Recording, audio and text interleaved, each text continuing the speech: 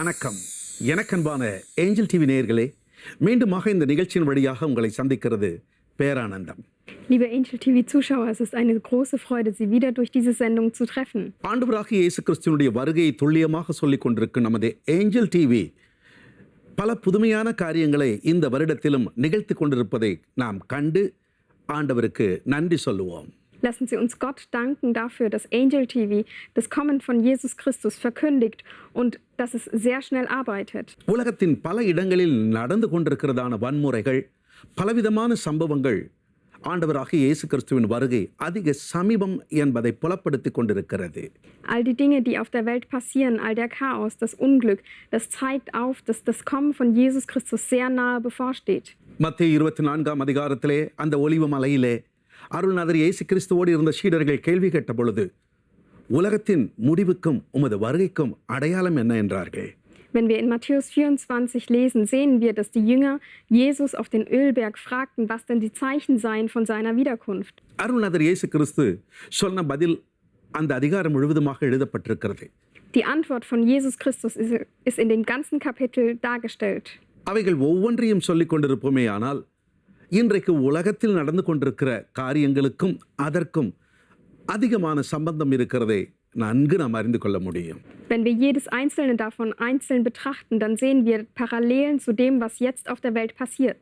என்றாலும் தேவனுடைய பிள்ளைகளுக்காக ஆண்டவர் ஏற்படுத்தி வைத்திருக்கின்ற ஆசீர்வாதங்கள் ஏராளம் உண்டு.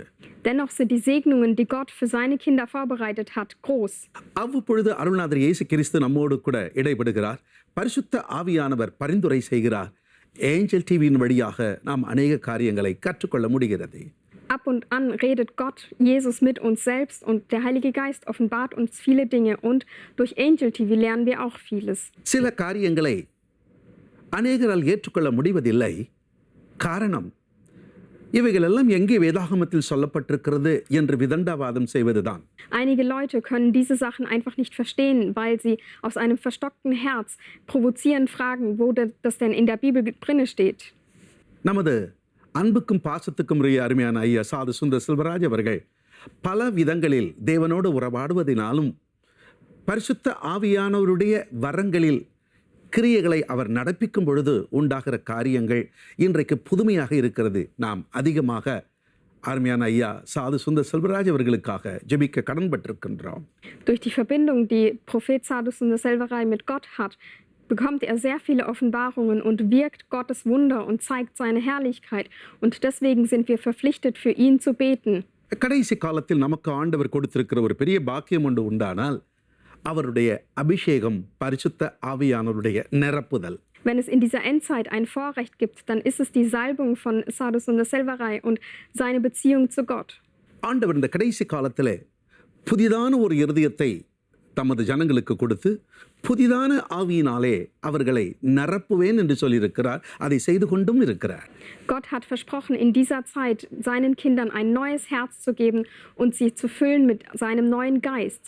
எசேக்கியேல் தீர்க்கதரிசன புத்தகத்தின் 36 அதிகாரத்தின் 26வது வசனத்தை மீண்டும் ஒரு விசை உங்களுக்காக வாசிக்கிறோம். பரிசுத்த வேதாகமத்தில் திறந்து பாருங்கள். Wir möchten noch einmal Ezekiel 36, 26 für Sie vorlesen. Bitte schlagen Sie Ihre Bibeln auf. உங்களுக்கு நவமான இருதயத்தை கொடுத்து உங்கள் உள்ளத்திலே புதிதான ஆவியை கட்டளையிட்டு கல்லான இருதயத்தை உங்கள் மாம்சத்திலிருந்து எடுத்து போட்டு சதையான இருதயத்தை உங்களுக்கு கொடுப்பேன். Und ich werde euch ein neues Herz geben und einen neuen Geist in euer Inneres geben. Und ich werde das steinerne Herz aus eurem Fleisch nehmen und euch ein fleischernes Herz geben.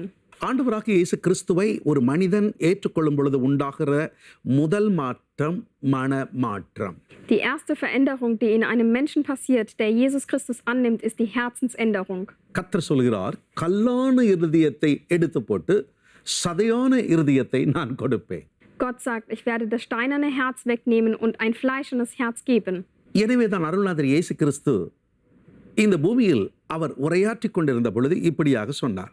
Deswegen hat Jesus Christus, als er hier auf der Erde lebte, Folgendes gesagt. மத்தேயு 15 அதிகாரம் 19வது வசனத்தில் இருதயத்தில் இருந்துதான் பொல்லாத காரியங்கள் வெளிவருகிறதை அங்கே வலியுறுத்துகிறார். Er zeigt auf in Matthäus 15, Vers 19, dass die bösen Gedanken aus dem Herzen kommen. எரேமியா 17 அதிகாரம் 9வது வசனம் இப்படியாக சொல்கிறது. Jeremia 17, Vers 9 sagt Folgendes. எல்லாவற்றை பார்க்கிலும் இருதயமே திருக்குள்ளதும் மகா கேடுள்ளதுமாயிருக்கிறது, அதை அறியத்தக்கவன் யார்? Trügerisch ist das Herz mehr als alles andere und unheilbar ist es. Wer kennt sich mit ihm aus? இருதயமே எல்லாவற்றுக்கும் காரணமாயிருக்கிறது என்று நாம் அறிகிறோம். Wir wissen, dass das Herz für alles zuständig ist. இந்த பொல்லாத இருதயம் மாற்றம் அடைய வேண்டும் என்பதுதான் தேவனுடைய நோக்கமாக இருக்கிறது. Es ist Gottes Plan, dass dieses böse Herz verändert wird. யோசேப்பு வாழ்ந்த காலத்தில் யோசேப்பை அறியாத ஒரு புதிய ராஜன் தோன்றினார் என்று பரிசுத்த வேதாகமத்தில் யாத்ராகம புத்தகத்தில் வாசிக்கின்றோம். Wir lesen in Exodus, dass zu den Lebzeiten von Josef ein König aufkam, der Josef nicht kannte. இஸ்ரவேல் மக்களை கொடுமைப்படுத்துகிறார். இஸ்ரவேல் மக்களுடைய வாழ்க்கை தரமே மிக பரிதாபத்துக்குரியதாக மாறுகிறது. Er quält das Volk Israel und die Lebenssituation von den Israeliten ist bemitleidenswert. பார்வோனின் இருதயம் கடினமானது என்று பரிசுத்த வேதாகமம் சொல்கிறது. Die Bibel sagt, das Herz vom Pharao wurde verstockt. யாத்ராகமம் 7ஆம் அதிகாரம் 14ஆம் வாக்கியத்தில் அப்படி வாசிக்கின்றோம். Wir lesen das in Exodus 7,14. ஆக இருதயம் பல வழிகளிலே வேதனையை கொண்டு வருவதற்கு ஏதுவாக மாறிவிடுகிறது. Das heißt, das Herz ist dafür verantwortlich auf vielen Wegen, dass wir Leid bekommen. இருதயம் எப்படிப்பட்ட நிலைகளிலே இருக்கிறது என்பதை வேகமாக சொல்கிறோம், கேளுங்கள். Wir möchten euch aufzeigen, in welchen Situationen das Herz sich befinden kann. 1 ராஜாக்கள் 11ஆம் அதிகாரம் 4ஆம் வாக்கியத்தில் ஒரு இதயத்தை குறித்து வாசிக்கின்றோம். Wir lesen in 1. Könige 11, Vers 4 über ein Herz. Solomon வயது சென்றவராக மாறுகிறார். Salomon wird ein alter Mann. அவருடைய மனைவிகள் அவருடைய இருதயத்தை அந்நிய தேவர்களை பின்பற்றும்படிக்கு சாயப்பண்ணினார்கள் என்று சொல்லப்பட்டிருக்கிறது. Es wird gesagt, dass seine Frauen sein Herz dazu trieben, anderen Göttern nachzulaufen. ஆகவே சாலமோனின் இருதயம் அவருடைய தகப்பனாகிய தாவீதின் இருதயத்தைப் போல் தேவனுக்கு பிரியமானதாக இல்லை. Das heißt, das Herz von Salomo war nicht gottesfürchtig wie das Herz von seinem Vater David. ஆரம்பத்தில் சாலமோனுடைய இருதயம் தேவனோடு கூட ஒன்றி போயிருந்தது. Am Anfang war das Herz von Salomo eins mit Gott. ஆனால் காலம் போன போக்கினிலே அந்நிய தேவர்களை பின்பற்றின பொழுது அவருடைய இருதயம் கரைப்பட்டு போனது. Aber im Laufe der Zeit, als er anderen Göttern nachlief, wurde sein Herz befleckt. இன்றைக்கு அநேகருடைய இருதயம் அப்படிதான். ஜீவனுள்ள தேவனை விட்டு, சர்வ வல்லமை உள்ள தேவனை விட்டு அந்நிய காரியங்களுக்கு தங்களை அர்ப்பணிக்கக்கூடிய நிலையில் பரிதாப கோலத்தில் போய்விடுகிறது. Und auch heutzutage haben viele Leute solch ein Herz, dass sie den lebendigen Gott, den wahren Gott verlassen und anderen Göttern nachlaufen und zu bemitleiden sind. இவ்வளவு காலம் நான் ஜெபிக்கிறேன், இவ்வளவு காலம் தேவ ஆலயத்திற்கு போகிறேன், இவ்வளவு காலம் தேவனுடைய ஊழியத்தை செய்கிறேன், ஏன் எனக்கு பதில் கிடைக்கவில்லை என்பதினாலே சில நேரங்களிலே அந்த வழியை முயற்சி செய்து பார்ப்போமா என்று சாத்தான் அவர்களை தன் பக்கம் ஈர்த்து கொள்ளுகிறான். Ich bete doch so viel und ich habe so viel getan. Ich bete seit Jahren für eine Sache, aber es passiert immer noch nicht. Gott hat mir keine Antwort gegeben. Und aus diesen Erfahrungen leitet Satan diese Menschen dazu, andere Wege auszuprobieren. இரண்டாவதாக இன்னொரு இதயத்தை குறித்து வாசிக்கிறோம். Als zweites lesen wir über ein weiteres Herz. 2 நாளாகமம் 25ஆம் அதிகாரம் 19வது வாக்கியம்.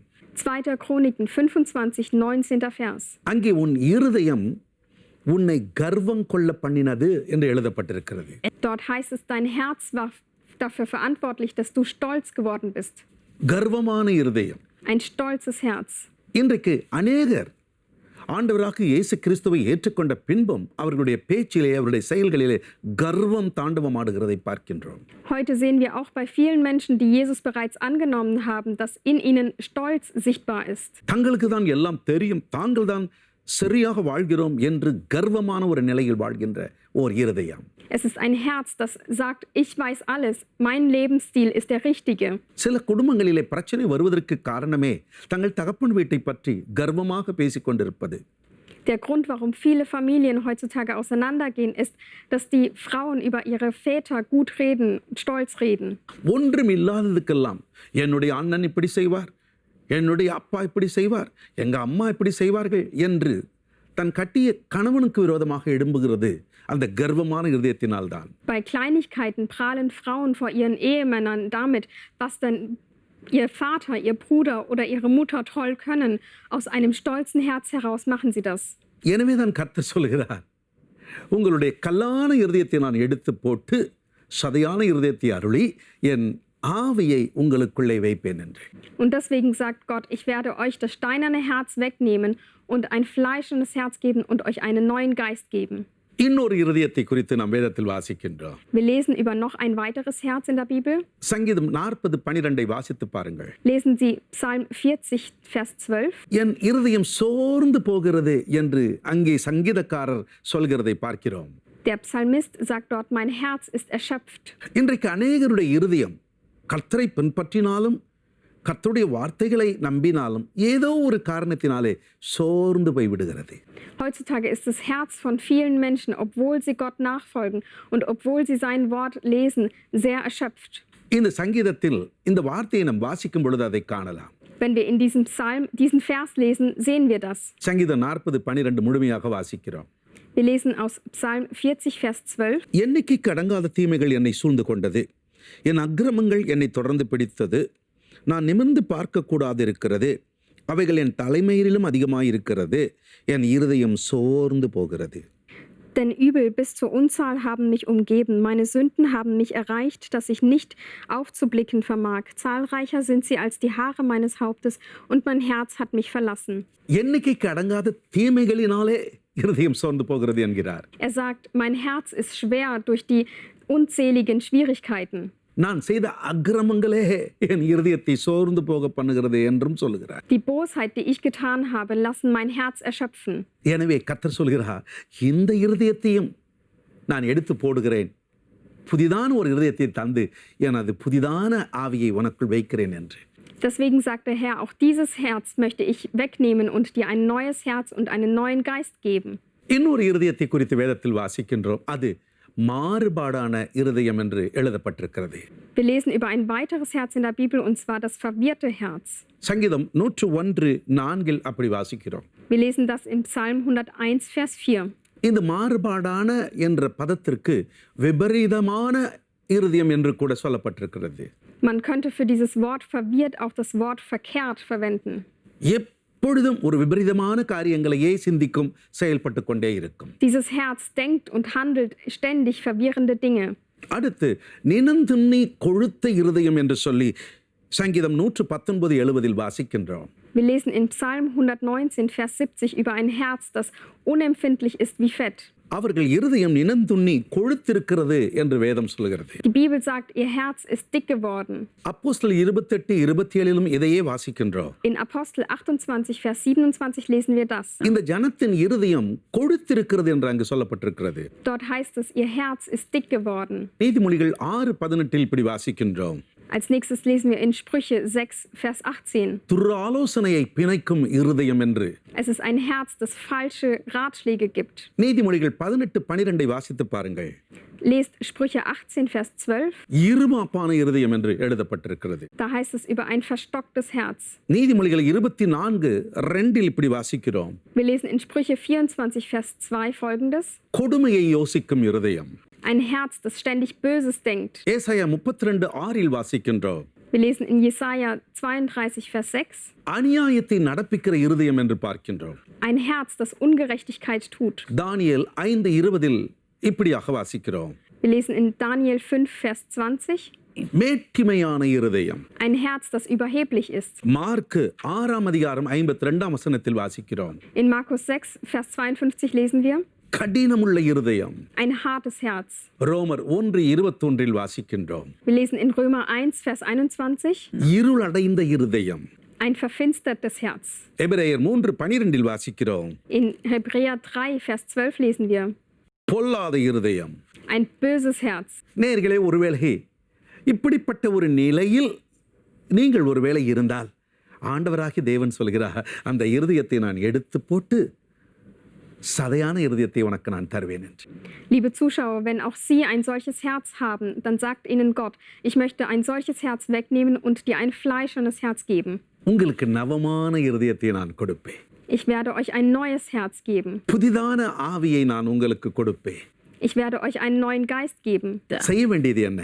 Was sollen wir tun? ஆண்டவரே, நீர் எனக்கு உதவி செய்யும் அப்பா. Gott, hilf mir du.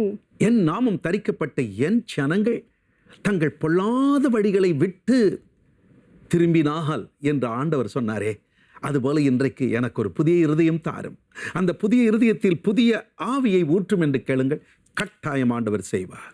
Gott sagte, das Volk, das zu mir gehört, kehrt von seinen bösen Wegen. Und wenn ihr das auch macht, dann wird Gott euch sicherlich ein neues Herz und einen neuen Geist geben. வாங்க நேயர்களே, நாம் சேர்ந்து ஜெபிப்போம். Lassen Sie uns gemeinsam beten. பரிசுத்தமுள்ள எங்கள் ஆண்டவரே, எங்கள் இருதயத்தை ஆளுகை செய்கிற அருள்நாதர் இயேசுவே, உமக்கு கோடி ஸ்தோத்திரம். Lieber himmlischer Vater, der Vater, der du unser Herz beherrschst, wir danken dir. எங்கள் குறைகளை தயவாக மன்னித்தருளும் அப்பா. Herr, bitte vergib uns unsere Sünden. எங்கள் இருதயத்தின் மாறுபாடான எண்ணங்களினாலே மனதை நோக பண்ணினோம், செயல்களினாலே உம்மை வேதனைப்படுத்தினோம். தயவாக எங்களை மன்னியும் அப்பா, எங்களை மன்னியும். Durch die verkehrten Gedanken unseres Herzens haben wir dich gekränkt. Bitte, Vater, vergib uns aus deiner Gnade. இந்த பொல்லாத உலகத்திலே பரிசுத்த ஆவியானவர் மட்டும் எங்களோடு இராவிட்டால் நாங்கள் அழிந்து போய்விடுவோம் என்பது நாங்கள் அறிந்த பேருண்மை. Herr, wir wissen, dass wenn der Heilige Geist nicht bei uns wäre, dass wir dann verloren wären in dieser bösen Welt. ஆண்டவரே, எங்கள் ஒவ்வொருவருக்கும் புது இருதயத்தை தாரும் என்று யாரெல்லாம் எங்களோடு இணைந்து ஜெபிக்கிறார்களோ அவர்களுடைய இருதயத்தை இப்பொழுது உமது அன்பினால் நிரப்புங்க. Bitte, Herr, fülle du jeden Einzelnen mit deiner Liebe, die jetzt beten, dass sie ein neues Herz von dir erhalten möchten. என் அன்பு மகளே லில்லி, ஆண்டவராக இயேசு கிறிஸ்து உங்களுக்கு ஒரு புதிய இருதயத்தை, ஒரு புதிய அபிஷேகத்தை இப்பொழுது தருகிறார். Meine liebe Schwester Lilly, Gott gibt dir ein neues Herz und eine neue Salbung. Mister Shadrach, கர்த்தராகிய தேவன் உங்களுடைய இருதயத்தின் குமுறலை பார்த்து, என் மகனே, மீண்டும் உன்னை என் பக்கம் ஈர்க்கிறேன், வா என்று அழைக்கிறார். உங்களுக்குள்ளே புதிய அபிஷேகத்தை இப்பொழுது ஊற்றுகிறார். Herr Shadrach, Gott sieht den Schmerz deines Herzens und ruft dich, komm wieder zu mir, und er gibt dir ein neues Herz und eine neue Salbung. Mister Rajendran, ஆண்டவரின் ஜெபத்தை கேட்டார், ஆனாலும் ஏன் எனக்கு பரிபூர்ண விடுதலை கிடைக்கவில்லை என்று கதறுகிறீர்கள்.